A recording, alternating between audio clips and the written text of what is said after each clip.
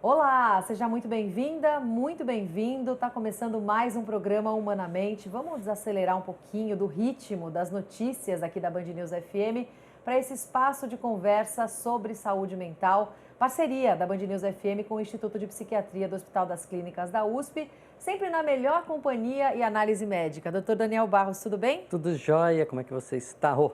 Tudo bem também, Tá doutor. bom. Hoje vamos falar sobre a saúde mental do público LGBTQIA+.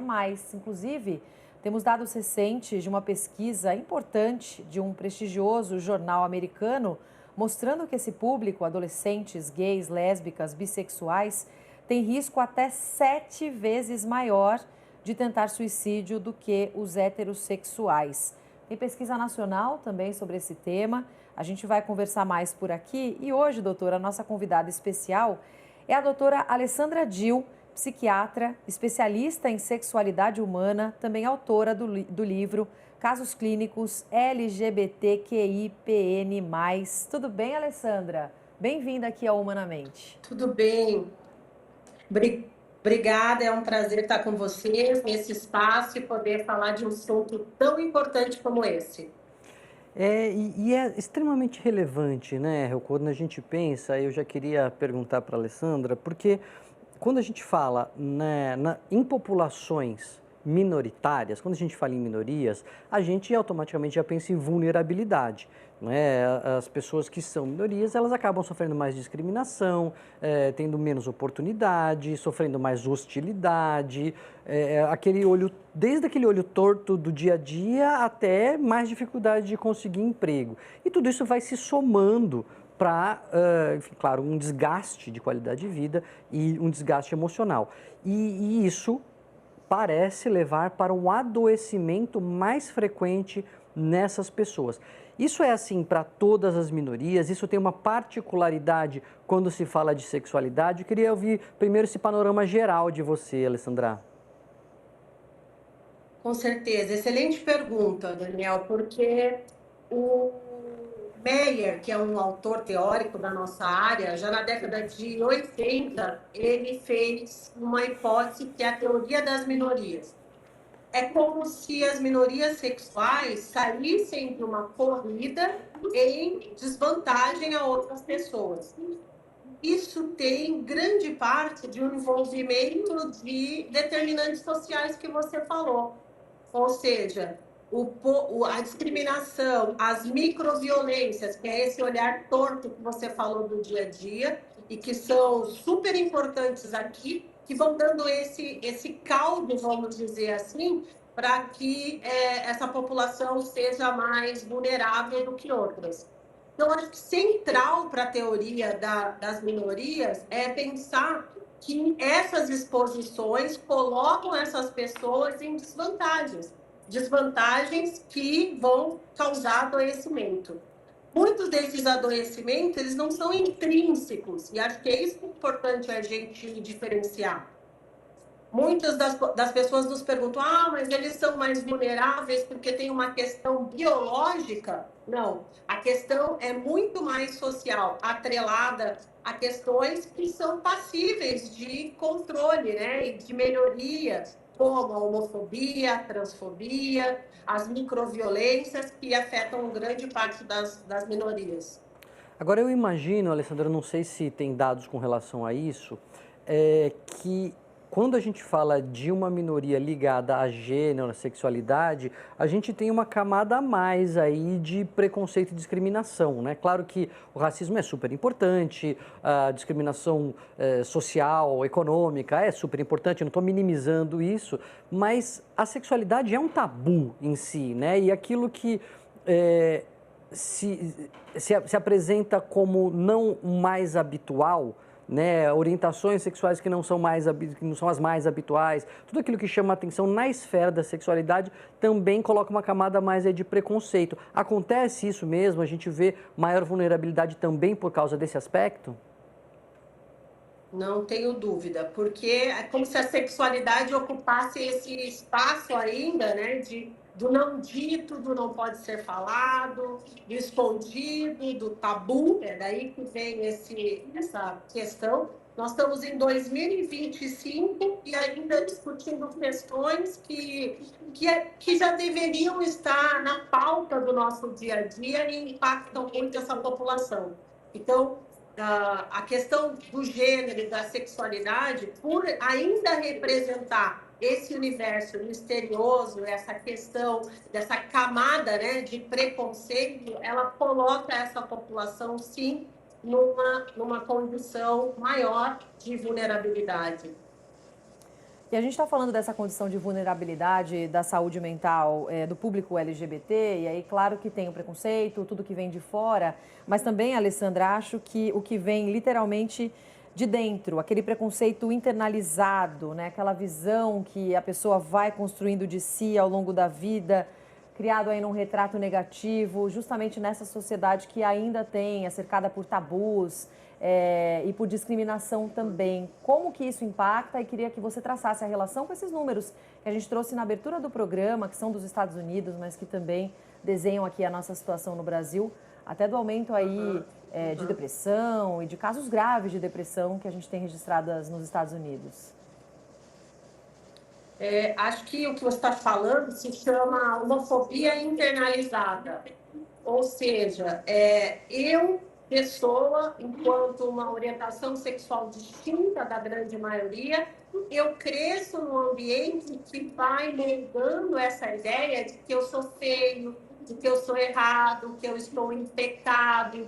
Eu não encontro validação com os meus pares, e principalmente validação dentro da família. E esse é um marcador importante de adoecimento psíquico para essa população, quando a gente não encontra essa aceitação, esse acolhimento na família.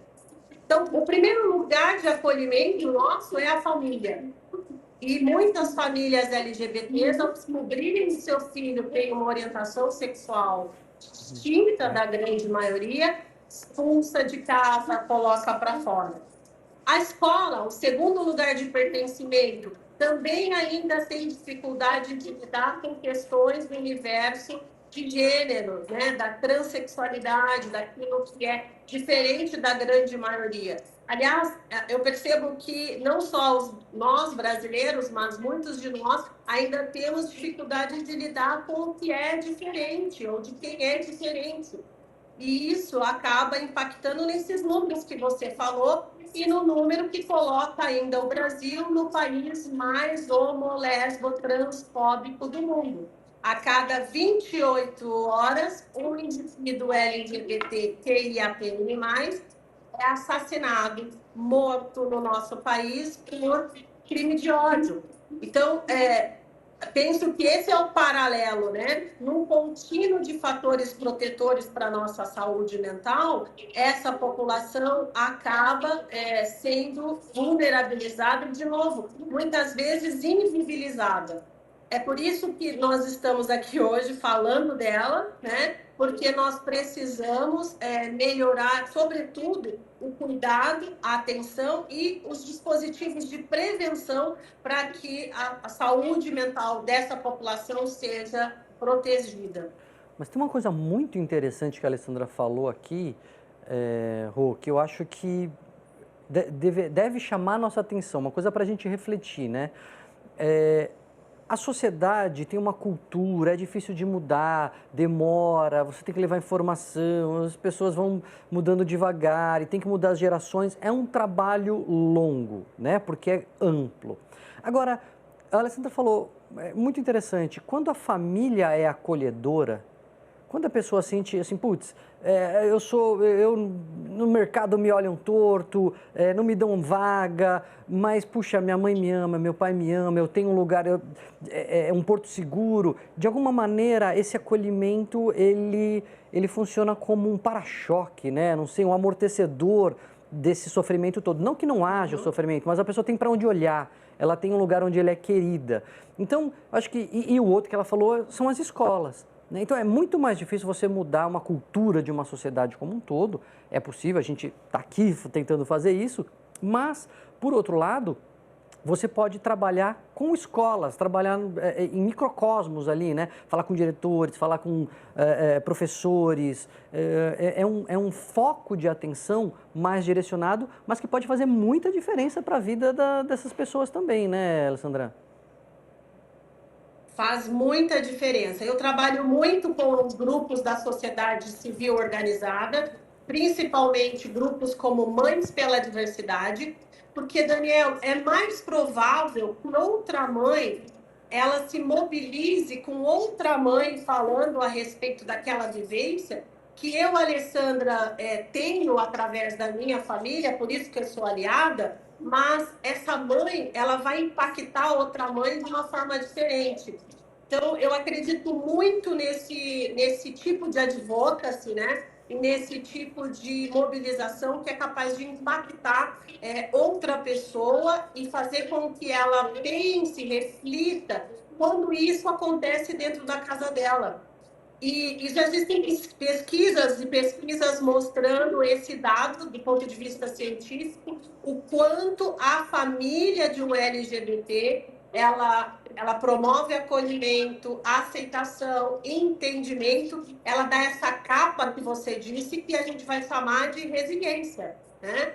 Porque a gente não vai conseguir mudar o mundo e o mundo vai continuar durante muito tempo, infelizmente, sendo hostil para a população LGBT.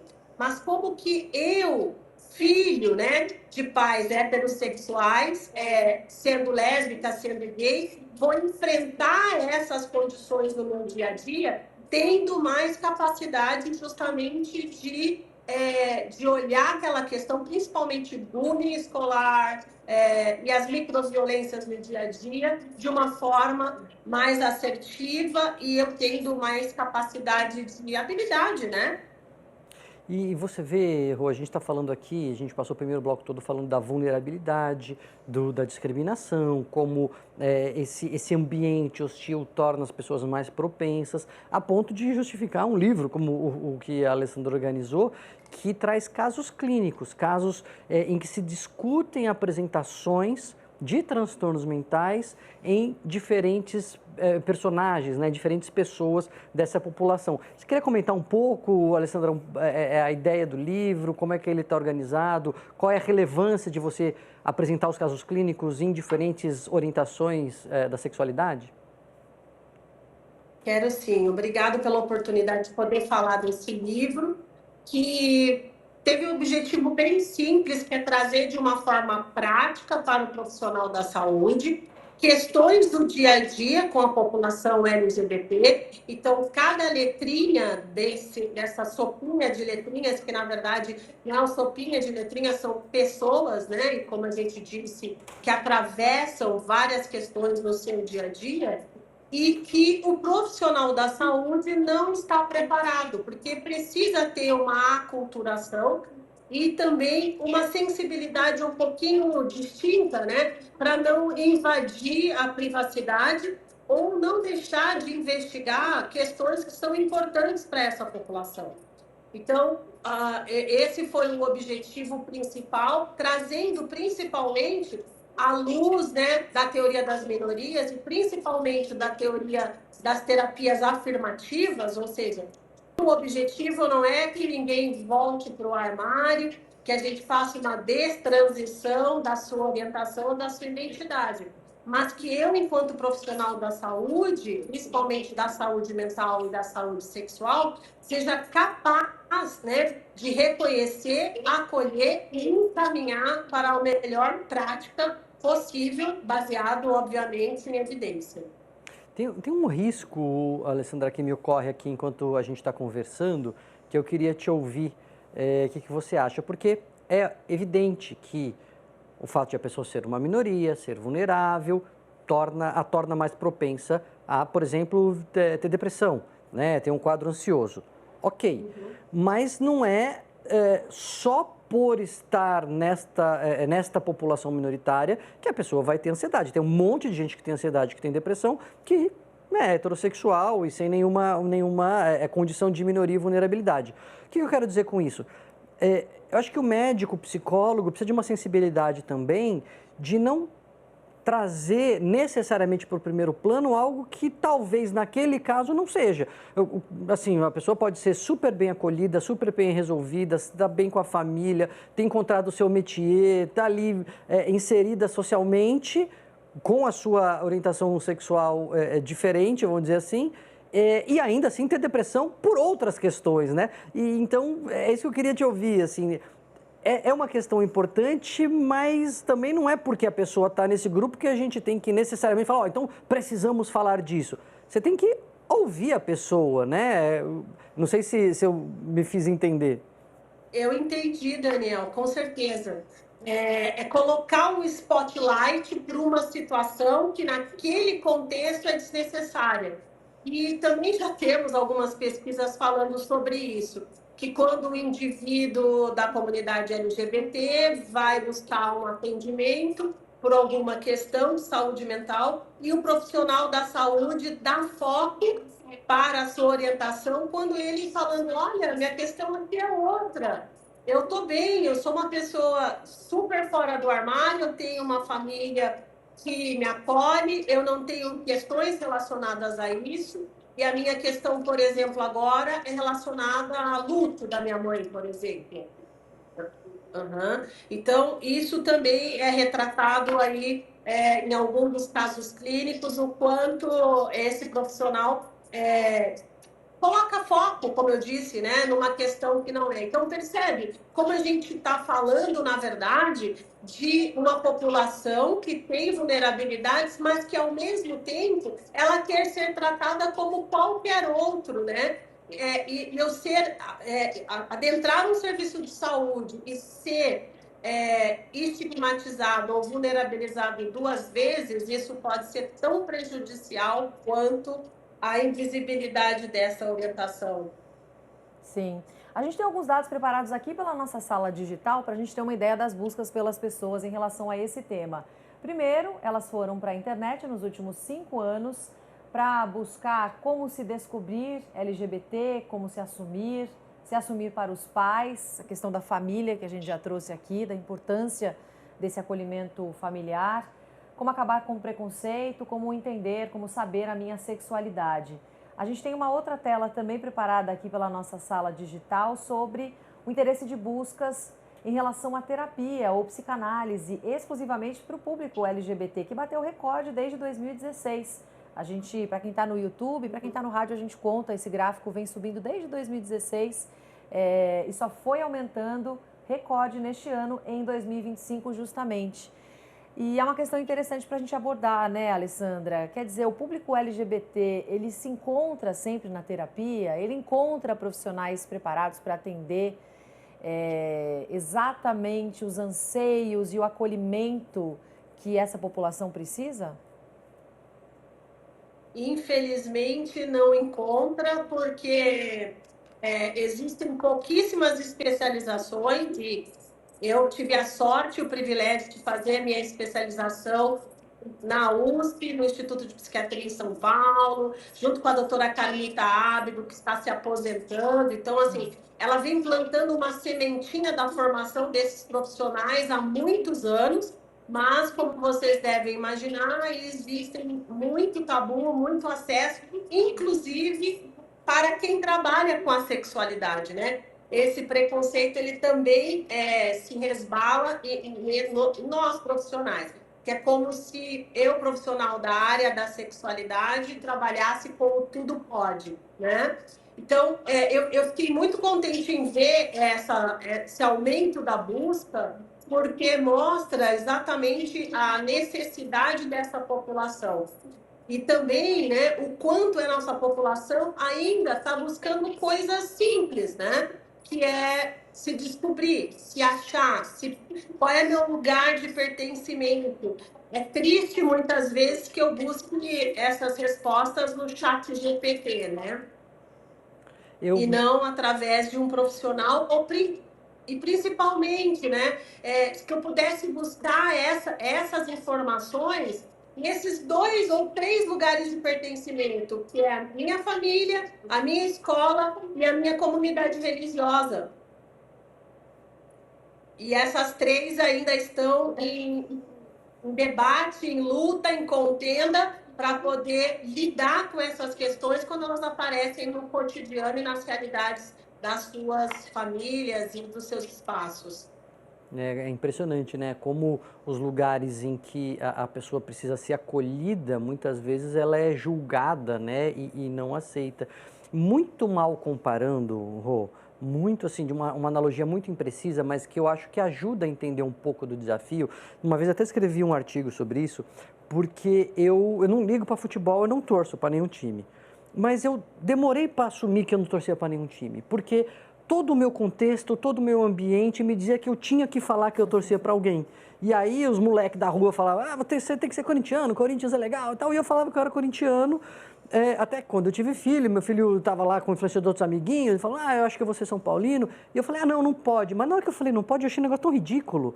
Eu falei, cada um torce para quem quer. Eu mesmo percebi naquele momento que eu não me importava. Não sabia quando jogava, não ficava feliz quando ganhava, não ficava triste quando perdia, ou seja, eu não ligava. Mas por um contexto social, eu nem passava pela minha cabeça que eu não me importava. Obviamente é uma comparação muito imprecisa, com todos, né, enfim, todos os reparos, mas o que eu quero dizer é que, dependendo da cultura, do ambiente que a pessoa vive, nem passa pela cabeça dela que ela pode estar sentindo alguma coisa que não é gostar, um homem gostar de uma mulher gostar do homem. Ela tem dificuldade até de saber aquilo que ela está sentindo, porque é uma não possibilidade, é algo absolutamente interditado. E daí a importância de a gente trazer o assunto. Não é, olha, Sandra, não sei se você lida muito com isso, não é que a gente trazer esse assunto vai transformar pessoas hétero em gays, né? Fica falando disso, aí ele vai virar gay. Não é, porque você torna o ambiente mais tolerante e alguém que já tinha essa inclinação deixa de sofrer e pode se assumir. Mais ou menos por aí, né, Alessandra? Muito forçada a minha comparação? Exato.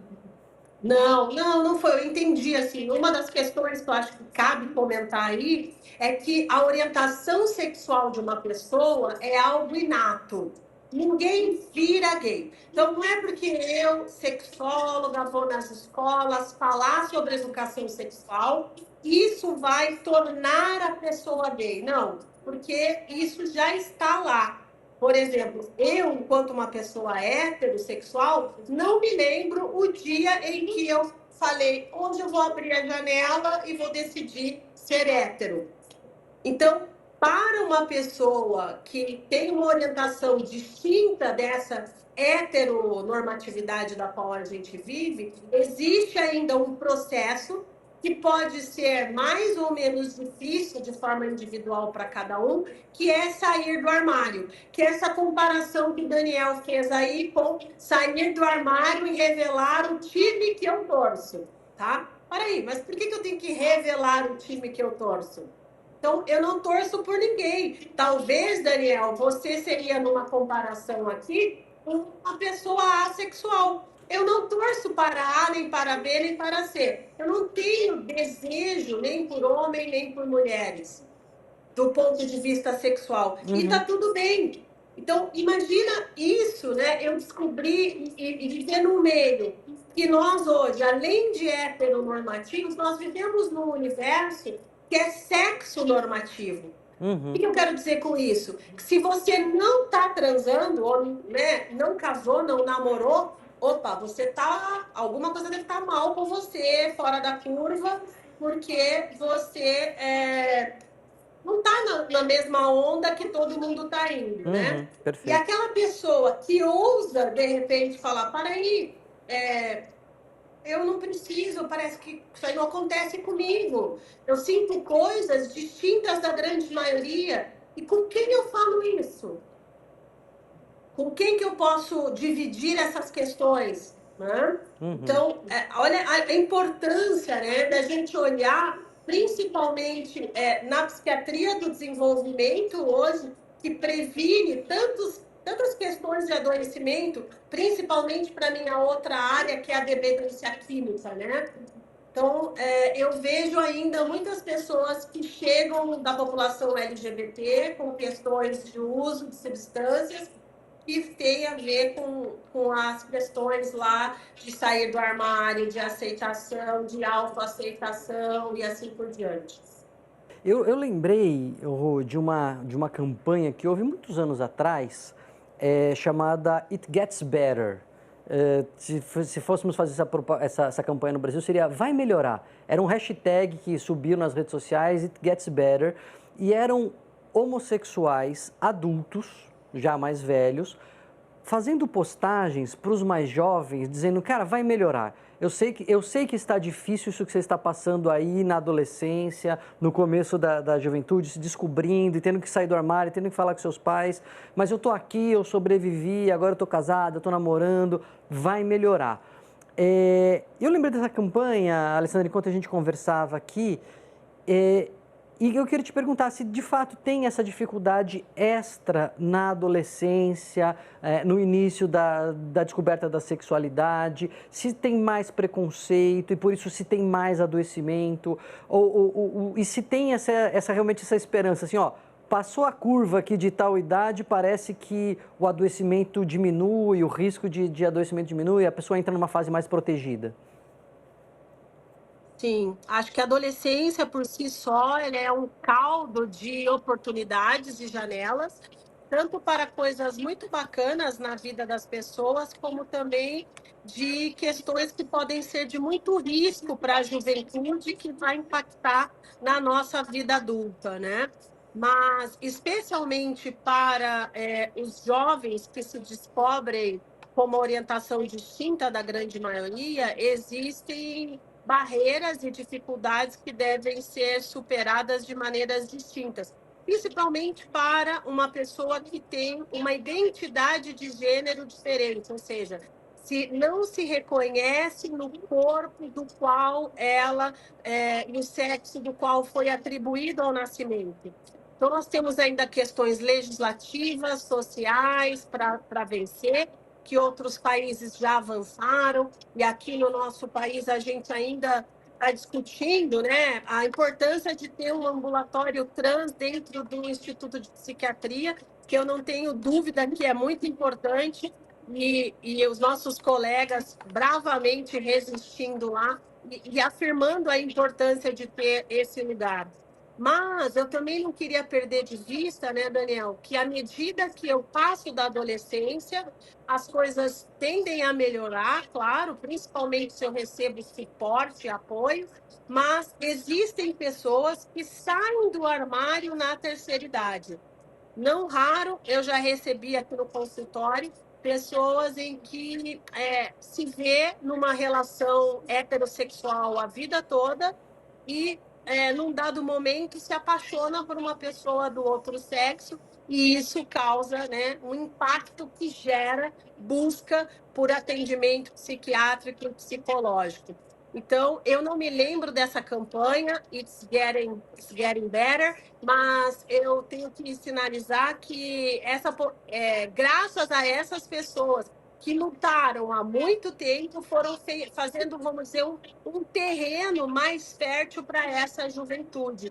E eu quero acreditar também, de uma forma bastante esperançosa, que as coisas vão ficar melhor sim, e que nós vamos ter um país, principalmente, mais tolerante, com todas as diferenças, né? E não, sem ser poliana. Ou sendo poliana, eu quero acreditar realmente que isso vai acontecer. Ô, Alessandra, mas com essa dificuldade de encontrar uma terapia mais direcionada para o público LGBT, queria insistir um pouquinho nessa questão. Onde as pessoas podem encontrar ajuda? Onde elas podem procurar profissionais mais capacitados? Como saber que aquela terapia vai ser mais adequada no sentido de encontrar aceitação, de encontrar acolhimento e encontrar sentido nessas conversas que vão ser levadas e que são tão importantes ali para a trajetória, principalmente nesses momentos em que muitas vezes o preconceito é forte e que a saúde mental dessa população também fica bem afetada. Ótimo. Eu acho que uma das formas na rede privada, por exemplo, é você entrar no site da Sociedade Brasileira de Sexualidade Humana e buscar ali o profissional perto de você, né? Mas nos grandes centros, né, principalmente numa cidade como São Paulo, nós temos o serviço já do Instituto de Psiquiatria, que de longa data vem prestando esses bons serviços e préstimos à comunidade geral, nessa área, e também me ocorre comentar aqui nos centros de referência da diversidade, que hoje São Paulo isso é uma realidade e centros do Brasil também já possuem esses serviços disponíveis, né? O CRT-AIDS também, dos municípios, também são locais que podem já ter pessoas preparadas para atender a diversidade. Graças ao movimento HIV-AIDS, isso se deu. E é óbvio, né, que muitas vezes a gente quer atrelar e querem atrelar essa população a essa doença, e hoje nós sabemos que, né, todas essas doenças ela tem muito mais a ver com o comportamento sexual de risco do que propriamente a sua orientação.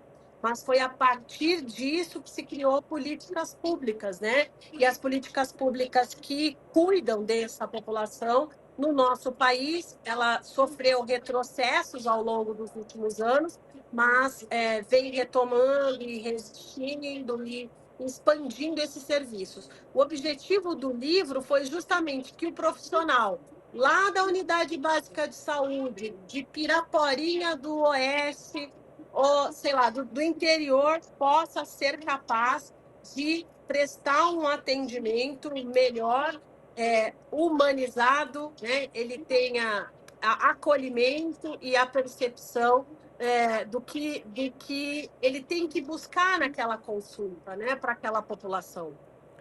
E a gente sempre tem que lembrar também, né, Alessandra, que muitas vezes a gente fala isso sobre até a psiquiatria, não vai ter psiquiatra para todo mundo que tem depressão e ansiedade. Um clínico geral pode dar uma abordagem inicial para depressão, o médico de família, o cardiologista, o ginecologista, né?